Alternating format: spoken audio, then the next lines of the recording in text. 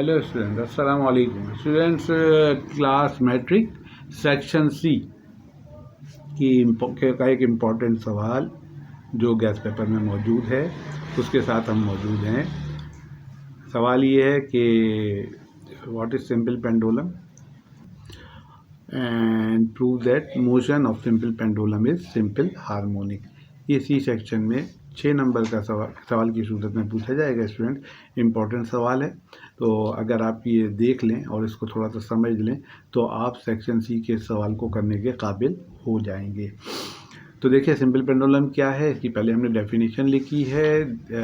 Simple harmonic motion की definition लिखी है कि the vibratory motion in which acceleration of the body is directly proportional to the displacement and direction of acceleration is always towards mean position is known as simple harmonic motion। यानी ऐसी motion, ऐसी vibratory motion. तो student ये बात तो पक्की हो गई कि simple harmonic motion vibratory motion होगी, लेकिन वाइब्रेटरी मोशन के साथ 2 कंडीशन इन्वॉल्व होंगी। वो कंडीशन क्या है? वो कंडीशन ये है कि जो बॉडी मूव कर रही है उसका एक्सेलरेशन बॉडी के डिस्प्लेसमेंट के डायरेक्टली प्रोपोर्शनल होगा और एक्सेलरेशन की डायरेक्शन हमेशा मीन पोजीशन की जानिब होगी। तो ऐसी वाइब्रेटरी मोशन को हम सिंपल हार्मोनिक मोशन कहेंगे। हर वाइब्रेटरी मोशन सिंपल हार्मोनिक नहीं होगी। वो वाइब्रेटरी मोशन सिंपल हार्मोनिक होगी जिसमें एक्सेलरेशन डिस्प्लेसमेंट के डायरेक्टली प्रोपोर्शनल होगा और direction of acceleration mean position की जानिब होगी। उस वाइब्रेटरी मोशन को हम सिंपल हार्मोनिक मोशन कहेंगे। तो स्टूडेंट देखिए, अगर हम इसको मैथमेटिकली रिप्रेजेंट करना चाहें इसी बात को वाइब्रेटरी मोशन की, तो हम लिख सकते हैं कि a is directly proportional to minus x. A is directly proportional to minus x, यानी ए जो है, ए का मैग्नीट्यूड डायरेक्टली प्रोपोर्शनल, एक्स क्या डिस्प्लेसमेंट को जाहिर करता है। तो ए का मैग्नीट्यूड डायरेक्टली प्रोपोर्शनल डिस्प्लेसमेंट के, लेकिन यहाँ जो निगेटिव साइन है वो ये जाहिर कर रहा है कि जो एक्सेलरेशन की डायरेक्शन है वो मीन पोजीशन की जानिब होगी। एक्सेलरेशन की डायरेक्शन मीन। तो ये याद रखिएगा कि इस इक्वेशन, इस एक्सप्रेशन में जो माइनस का निशान है वो ये जाहिर करता है कि direction of acceleration mean position की जानिब होगी। ये एमसीक्यू की सूरत में भी सवाल आ सकता है कि इसमें माइनस का निशान किस चीज़ को जाहिर करता है। तो माइनस का निशान जाहिर करता है कि direction of acceleration mean position की जानिब होगी। तो अब आप देखिए, हम इसको प्रूव करने की कोशिश करते हैं कि सिंपल पेंडुलम की मोशन सिंपल हार्मोनिक मोशन होती है। तो पहले मैंने डिफाइन किया सिंपल पेंडुलम है क्या। If a Bob is connected with inextensible string and tied to a rigid support, the setup form is known as simple pendulum। तो अगर किसी बॉब को, मेटेलिक बॉब को किसी इनएक्सटेंसिबल स्ट्रिंग से बांधकर किसी रिजिड सपोर्ट से सस्पेंड करा दिया जाए तो ये जो सेटअप फॉर्म होता है, इस सेटअप को हम सिंपल, जैसा कि ये फिगर में दिखाएगी कि रिजिड सपोर्ट, उसके स्ट्रिंग से बांधकर एक बॉब को लटकाया गया है। तो ये हमारा, ये जो सेटअप हुआ ये सिंपल पेंडुलम है। इस स्ट्रिंग की लेंथ L है। अच्छा, अब आपको फिगर में नज़र आ रही है कि फिगर बहुत इंपॉर्टेंट है स्टूडेंट। देखिए, फिगर ही से पूरा आर्टिकल जो है वो डेवलप हुआ है। तो ये फिगर बनाना आपको आना चाहिए। आसान है, मुश्किल नहीं है। तो आप इसकी 1-2 दफ़ा प्रैक्टिस करेंगे तो बहुत आसानी से इसको बना लेंगे। देख के फिगर मुश्किल लगेगी, लेकिन जब खुद से बनाने की कोशिश करेंगे तो एक दफ़ा देख के बनाइए और एक दफ़ा फिर आप खुद से बनाइए। तो हर चीज़ जो इसमें लेबल हुई हुई है उसी तरीके से आप रिप्रेजेंट कीजिए तो फिगर बड़ी आसानी से बन जाएगी। तो आप ये देखिए कि मैंने इसको, इस बॉब को उठा के यहाँ से लेके गया यहाँ पर इस पॉइंट पे, तो इस कितना डिस्प्लेस किया, ये इसकी मीन पोजीशन है जहाँ पर ये बॉब हमारा रुका हुआ था। तो ये जो है मीन पोजीशन कहलाती है। जहाँ पे कोई जिसम इक्विलिब्रियम पोजीशन में होता है वो पोजीशन उसकी मीन पोजीशन कहलाती है। हम फर्स्ट कर लेंगे इसको यहाँ से हम ए पे लेंगे, पॉइंट ए। हमने कितना डिस्प्लेस किया इसको, हमने इसको डिस्प्लेस किया है एक्स। तो एक्स जो है, x is the displacement of our bob. हमारी पेंडुलम के बॉब की डिस्प्लेसमेंट एक्स है। अब एक्स पे, जब ए पे है ये, तो मैंने इसका वेट दिखाया है। देखिए, ये वाली एक्सिस जो डोरी के अलॉन्ग है, इस एक्सिस को मैंने एक्सटेंड कर दिया, ये एक एक्सिस बन गई और इसके परपेंडिकुलर एक लाइन खींची मैंने जो वाई एक्सिस को जाहिर कर रही है। ठीक है ना, ये एक्स एक्सिस हो गई, ये एक्स एक्सिस हो गई, ये वाई एक्सिस हो गई। अच्छा, जो एंगल ये बन रहा है देखें थीटा, वही एंगल ये बनेगा ज्योमेट्री के थ्योरम के मुताबिक। जो एंगल ये है वही एंगल ये बनेगा। तो डब्ल्यू जो है परपेंडिकुलरली डाउनवर्ड एक्ट कर रहा है, इस वजह से ये एक्सिस के साथ एंगल थीटा बनाता हुआ नज़र आ रहा है। अब इस डब्ल्यू के वेट के दो कंपोनेंट हैं जो कि दिखाए हैं मैंने, देखिए यहाँ से परपेंडिकुलर गिराया है मैंने, तो एरो कैसे लगा हुआ है, हमने यहाँ पर आना है, इस वेट के हेड पे आना है, तो हम यहाँ से यूँ आए और यूँ आए, तो एरो देखिए ये लगा और एक ये वाला एरो लगा। तो थीटा के सामने वाला जो कंपोनेंट होता है, इसमें मैंने आपको बताया था हमेशा वो कौन सा कंपोनेंट है, वाई। तो थीटा के सामने वाला डब्ल्यू वाई हो गया और ये वाला डब्ल्यू एक्स हो गया। तो ये फिगर की कुल बातें हैं जो आपको समझ में आना चाहिए, तभी आप इस आर्टिकल को बड़ी आसानी से कर लेंगे। तो कोई मुश्किल नहीं, अगर फिर भी आपको कोई प्रॉब्लम हो रही है समझने में, आप मुझे लिखें कमेंट सेक्शन में, मैं इसको और वादे कर दूंगा, आपको समझा दूंगा, ठीक है। तो देखते हैं फिर मैंने क्या किया, यहाँ पर देखिए लिखे the bob of the pendulum, bob of the pendulum displaces a small distance x as shown the figure, इसको हमने डिस्प्लेस कर दिया स्मॉल डिस्टेंस एक्स, ठीक। अच्छा, उसके बाद जो है forces acting on the pendulum are, तो ये बॉब पे कौन कौन सी फोर्सेज एक्ट कर रही हैं, देखिए आपको नजर आ रहा है, आप देखें डब्ल्यू वाई एक्ट कर रही है, डब्ल्यू एक्स एक्ट कर रही है, और डोरी में जो टेंशन ऊपर की तरफ पैदा हो रही है, यानी 3 फोर्सेज इस बॉब पर एक्ट कर रही हैं।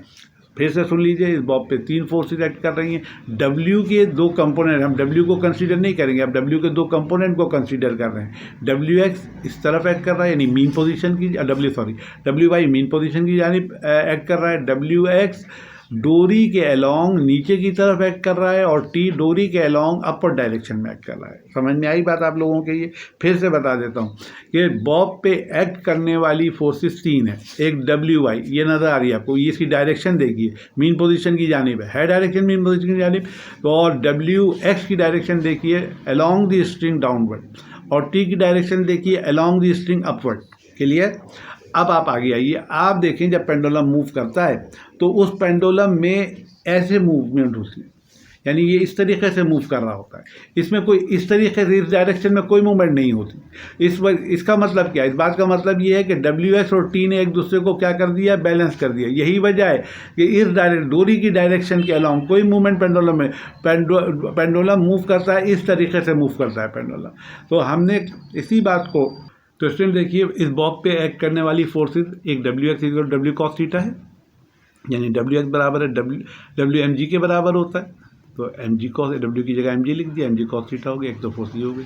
दूसरी फोर्स वर्टिकल कंपोनेंट है वेट का डब्ल्यू वाई, तो डब्ल्यू वाई का फार्मूला बनेगा डब्ल्यू sine theta, f x is equal to f cos theta, f y is equal to f sine theta, आपको याद होगा रेजोल्यूशन ऑफ वेक्टर के हवाले से। तो डब्ल्यू वाई बराबर का डब्ल्यू साइन थीटा, और यहाँ पे भी हमने डब्ल्यू की वैल्यू एम जी रखी, तो ये m g cos sine theta आ गया, ठीक है। लेकिन निगेटिव का साइन लगा हुआ, ये निगेटिव का साइन क्यों आया स्टूडेंट?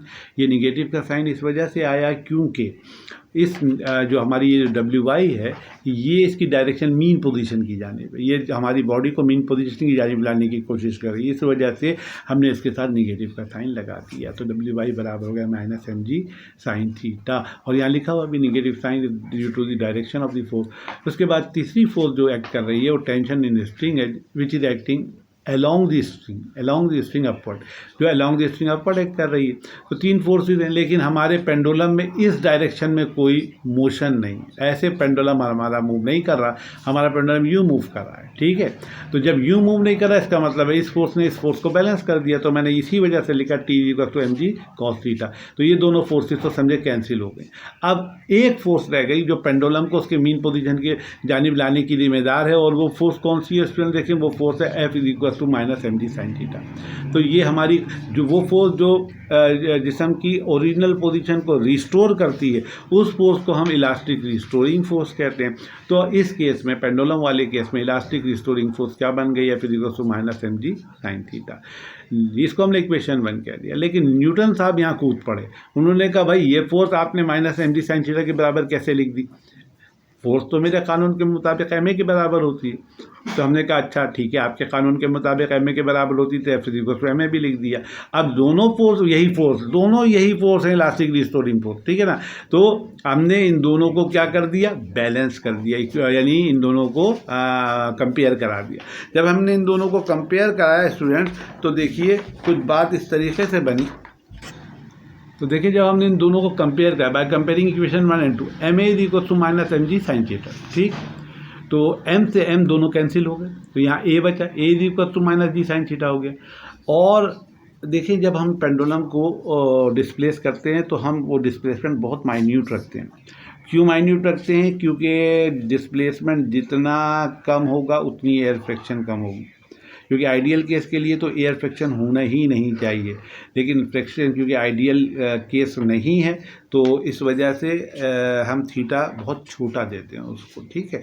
तो हमने ये लिखा if theta is very small, theta is small, sine theta is equal to theta. ये जैसे साइन जीरो के बराबर होता है तो sine theta is equal to theta होगा। तो हमने इस फॉर्मूले में साइन थीटा की जगह थीटा लिख दिया, तो is equal to minus g theta आ गया। इसको हमने इक्वेशन 3 कह दिया। स्टूडेंट अब जो बात है वो थोड़ा सा आपकी मैथमेटिक्स चैप्टर के हवाले से आपने एक एक्सरसाइज 30 है आपके मैथमेटिक्स में, तो उसमें आपने सेक्टर की बात पढ़ी है कि अगर कोई सेक्टर हो हमारे पास कोई सेक्टर हो सर्किल का, तो सर्किल का सेक्टर जो होता है वो सर्किल के सेंटर पे एंगल थीटा बनाता है। उसका रेडियस जो होता है वो ये होता है, जो इस फिगर के मुताबिक कर देखो आप, इसको आप क्या कह सकते हो, आर, रेडियस को रिप्रेजेंट कर रहा है। और ये जो एक्स है ये किस चीज़ को रिप्रेजेंट कर रहा है, एस को, यानी एस क्या होता है, arc length.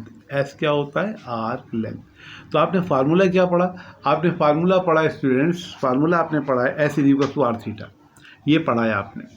L is equal to r theta के हवाले से भी पढ़ा होगा, लेकिन एस आर्क लेंथ है, आर रेडियस है, थीटा उसका एंगुलर डिस्प्लेसमेंट है। तो अब यहाँ पर जो वैल्यूज़ है मैंने सप्लाई की, एस क्योंकि एक्स के बराबर मैंने एक्स लिख दिया, आर एल के बराबर मैंने एल लिख दिया, और थीटा, तो यहाँ से थीटा की वैल्यू क्या निकली, x upon L. X upon L आपके पास थीटा की वैल्यू आ गई, ये एल है, ठीक है ना, एक्स अपॉन एल, ठीक है। ये वैल्यू थीटा की मैंने अपनी इक्वेशन 3 में रखी, put the value of theta in equation 3 implies क्या होगा, a is equal to minus g into theta की जगह एक्स अपॉन एल आ गया। इसको अरेंज करके यूँ लिखा, a is equal to minus g upon l into x. अच्छा, जी भी कांस्टेंट और लेंथ ऑफ द पेंडुलम भी कांस्टेंट, तो ये पूरी चीज़ कांस्टेंट हो गई, जी अपॉन एल। तो a is equal to minus constant into x, और कांस्टेंट ऑफ इक्वलिटी के साइन को हटाया तो a is directly proportional to minus x आ गया, विच इज द इक्वेशन और expression for the simple harmonic motion. ठीक है स्टूडेंट, तो हमने यहाँ लिख दिया, अब equation show that motion of the simple pendulum is simple harmonic. तो ये आपने प्रूव कर दिया कि motion of simple pendulum simple harmonic होती है।